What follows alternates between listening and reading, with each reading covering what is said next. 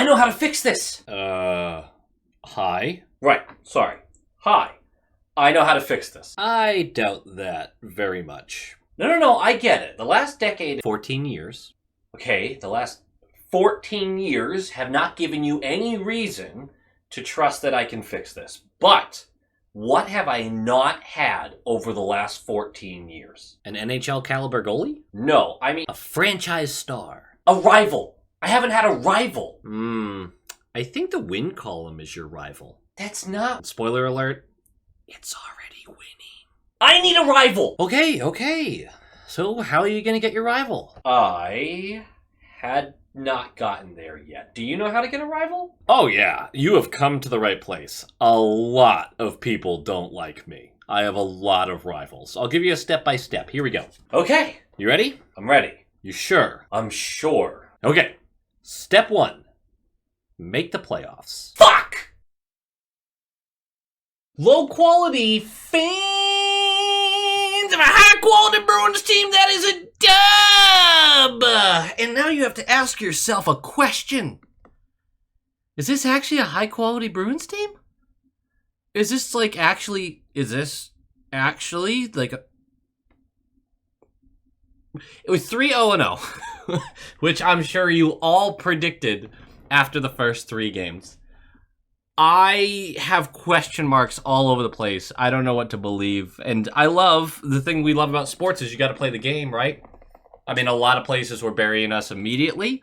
A lot of people were very skeptical of how quickly this system would work and if it would at all. The offense, the goals, where are they going to come from? I still see this team probably struggling to score throughout an 82-game season. I don't think we'll rank highly in that. But if we're middle of the pack in scoring, that would be huge. That would be huge. Because so far, the structure defensively and the goaltending have been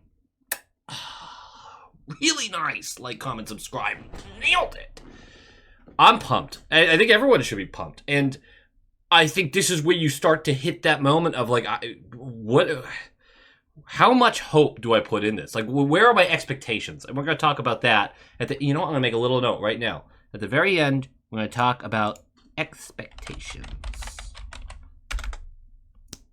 Great. So, let's talk about Buffalo for a second, because I have thoughts.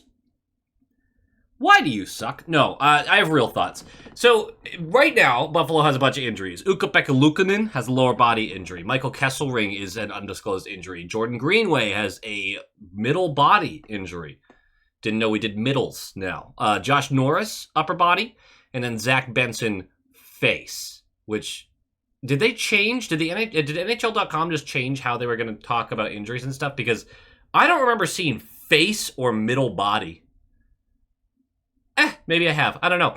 But they have a bunch of injuries to start the season, which if there's one franchise that it doesn't feel super fair to give a year from hell injury-wise, it's kind of the Sabres. Right? That's not. Right? Over the past 10 years, they've finished in the league 26th, 22nd, 19th, 24th, 31st, which was last at that time, 26th, 27th, 31st, still last, 26th, and 23rd. That's their last 10 years. Can't say that. I thought of a joke. Don't want to say it. It's mean and inappropriate. Sabres fans exist out of pure spite at this point, and I think the only thing keeping them alive is their hatred for Pagula, whatever. They're like, do you guys remember Sly Cooper, Clockwork? He kept himself alive through pure hate. That feels a little niche. I don't know if everyone's gonna get that, but that's the Sabres fan base. They are Clockwork to the Pagulas. The Pajulas, Sly Cooper. Although you don't really want to make them the hero either. That's not a good metaphor. Because they do suck. You know what's especially bad, though, when it stops being funny?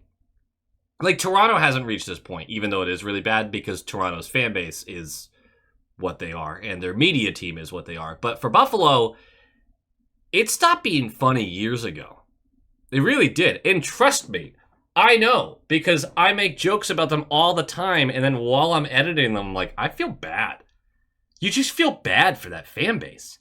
And then you go into this game, and they didn't give up, right? They didn't give up. But through one period, I sat there and went, You got shut out in the last game, and you managed 2 shots on net?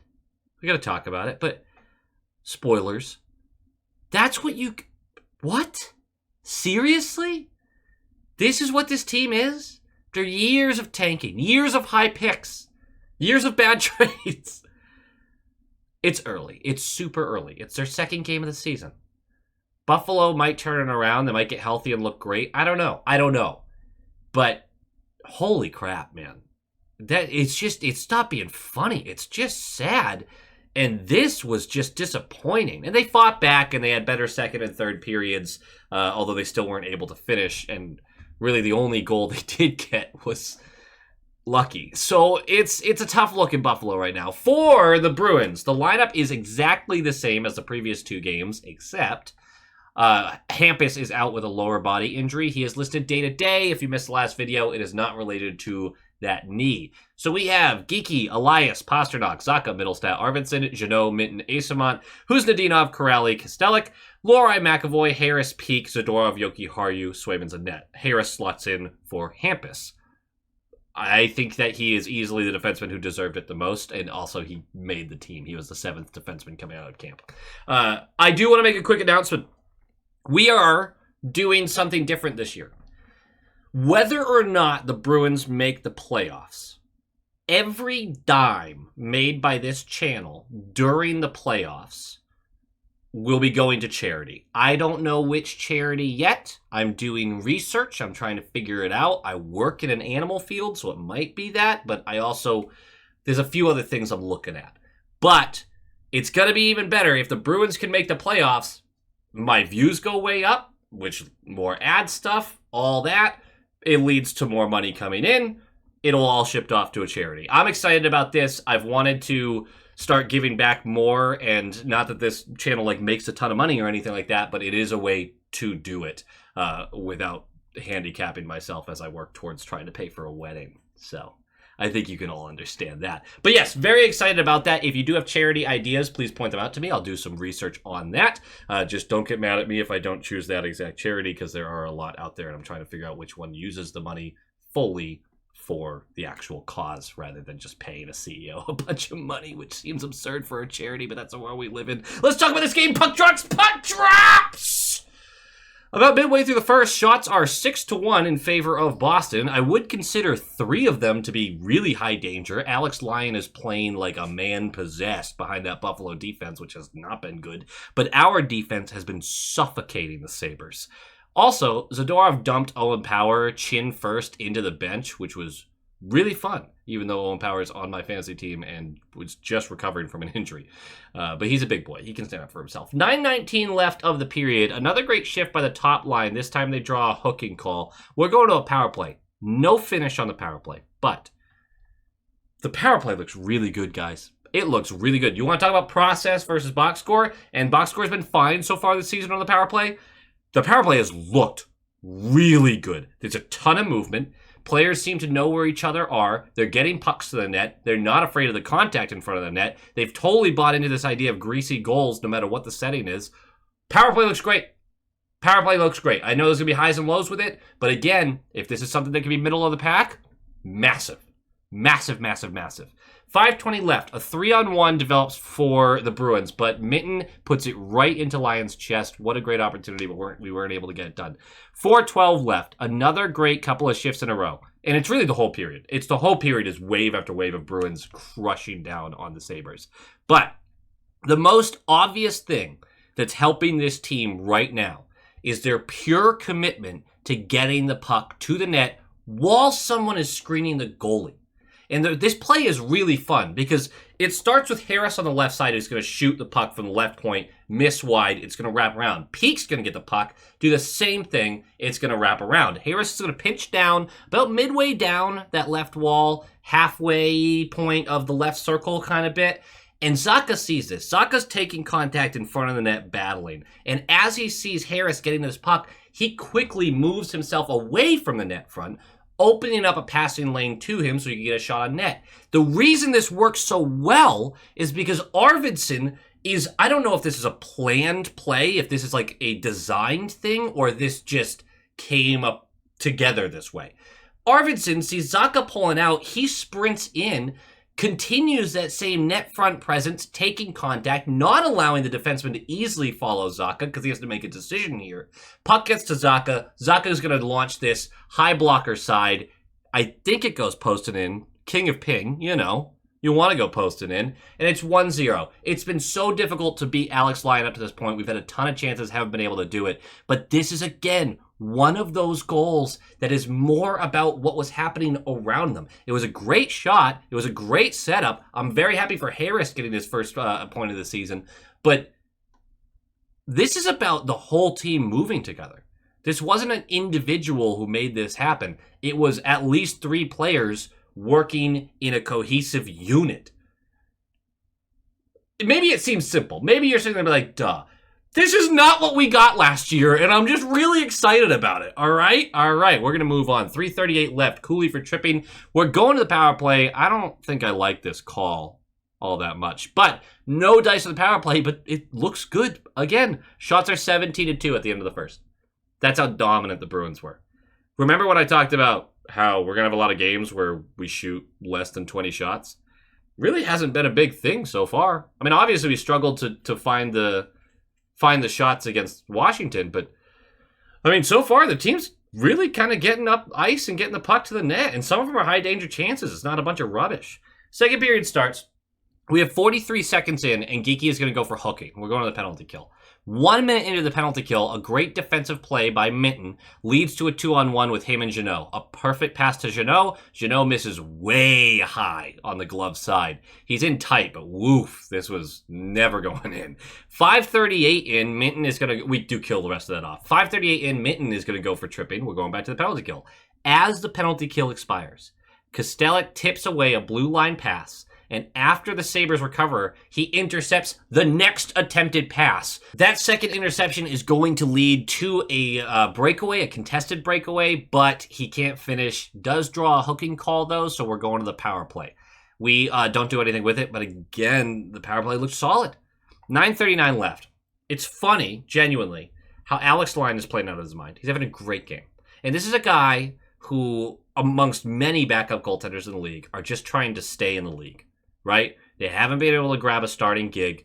They're starting to fade a little bit. They're guys that won't always get picked up frequently. Backups' lives are very stressful because just one other player has to come in and look really good, and all of a sudden you're on the outside looking in. This is a great start for him. He's having a great game.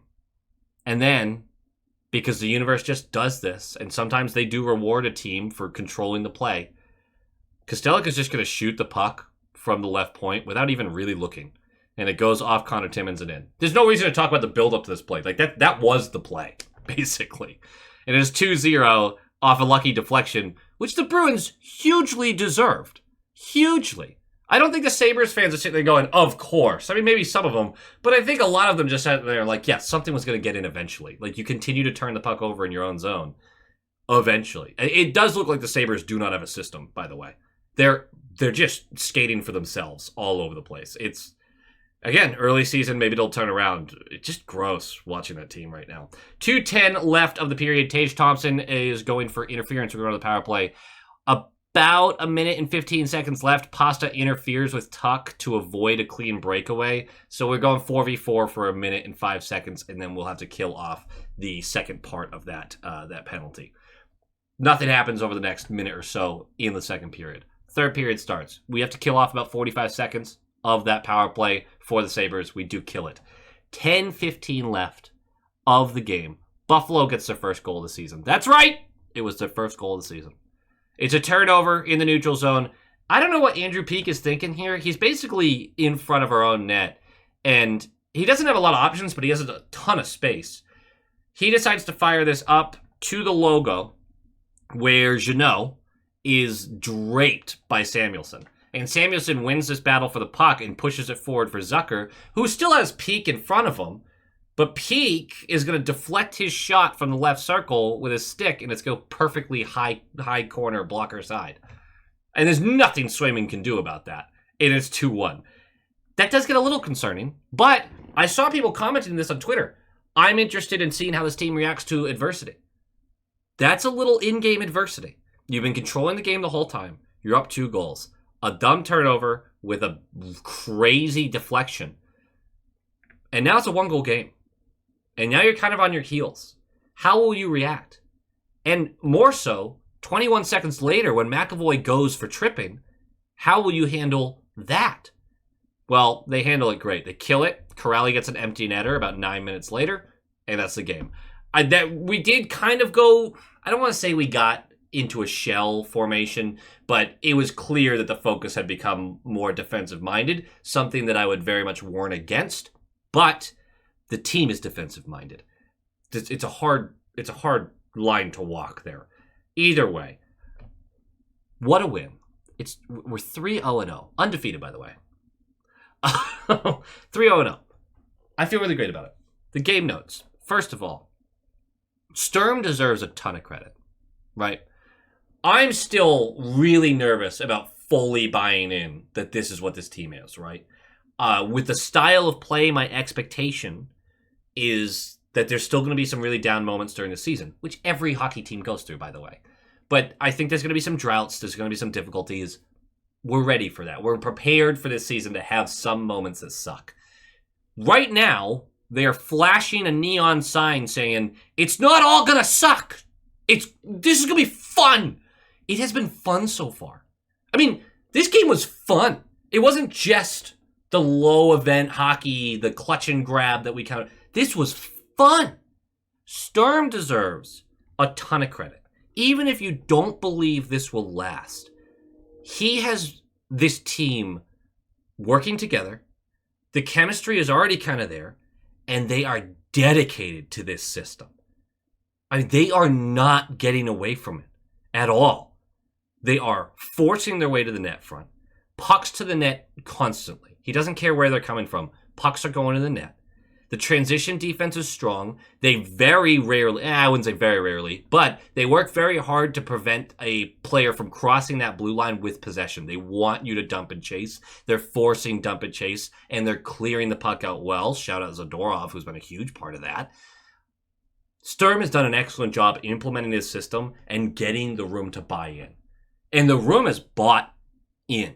Watching them interact with each other, interact with the refs, interact with opposing teams, interacting with the bench, they are bought in on this.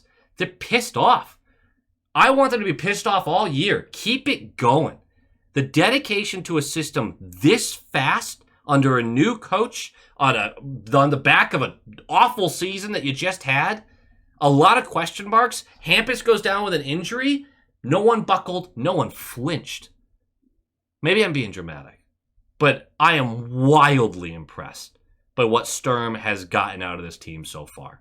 And the team itself. I don't want to gloss over the players, and I certainly don't want to gloss over the next guy. Jeremy Swayman?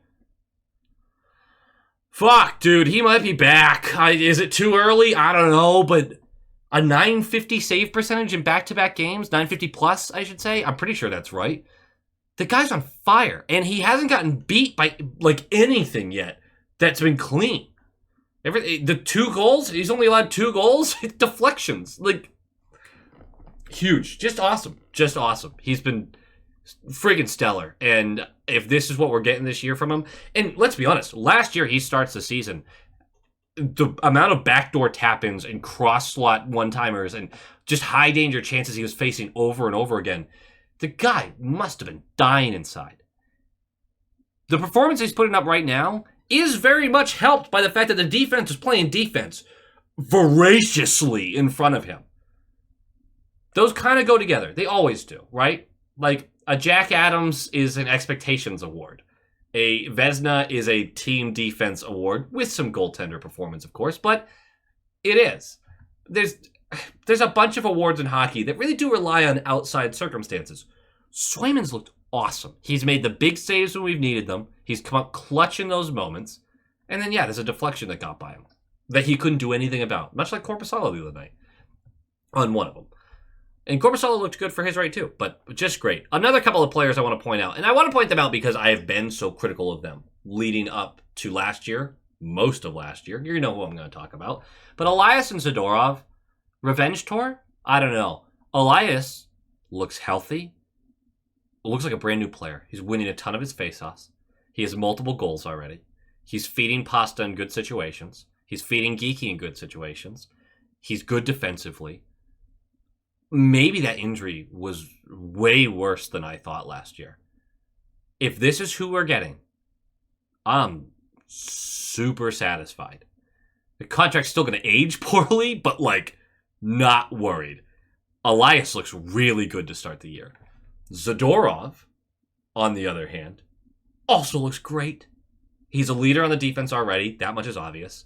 His breakouts are really good. He does occasionally still get away from the play because he wants to lay a big hit. I think that's something we have to live with. But his decision-making with that has been really good so far. Great from both of them. From both of them. If these guys are going to be good, this team's ceiling goes up. And I'm very excited about that. And I'm very excited to talk about how my previous thoughts about them may have been incorrect. I got 3/4 of a year of being right. And going forward, maybe not so much. Very exciting. Jordan Harris looked really good. He was quiet, but he was effective. I mean, actually not even that quiet. Got involved offensively. I thought he slotted in really well, and he really deserved this because he was, I thought, by far the best option for 7th D.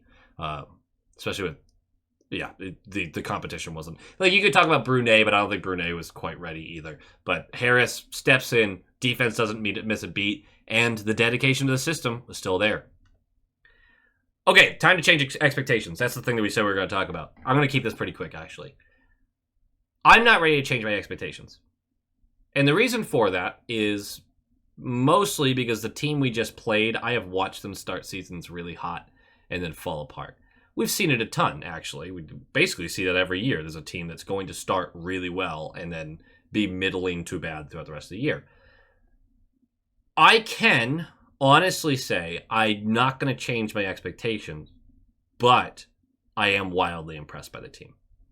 And I'm still optimistic about the team, and this makes it way easier to be, but I'm still going to live in my zone where we are underdogs this year. We are not expected to win more games than we lose. That is an objective fact for the large majority of hockey fans and data analysts. We are not expected to be a very competitive team. So far, we are very competitive and really annoying to play against. This team looks like a fucking nightmare to jump on the ice against because someone's going to get you. Somebody is going to get you, and it's not going to be fun. And then they're going to get you in the boards, and they're not going to get tired because the next line right after them plays the same damn way, and the line after that. This seems like it sucks to play against, and I'm here for it. Do the thing your opponent doesn't want you to do, and that is physicality and, honestly, just suffocation. This looks like a frustrating team to play. I love that for us. Go Bees. Go Bees! Hey guys, thank you so much for watching this video and joining me as we experience this crazy Bruins season together. The names popping up on your screen now are from the top line tier and the all-star tier of the YouTube membership program for this YouTube channel. I greatly appreciate each and every one of you who help support the channel so that we can do more fun things, and I am always open to more ideas of how I can help give back to those who support the channel. At the end of the day, this channel is always going to be about the community, and I want to continue to grow that way, so please always feel free to reach out with new ideas and fun ways we can expand on this, or if you just need someone to talk to, I'm always here for you guys. Thank you all for your support, and as always, go Bees!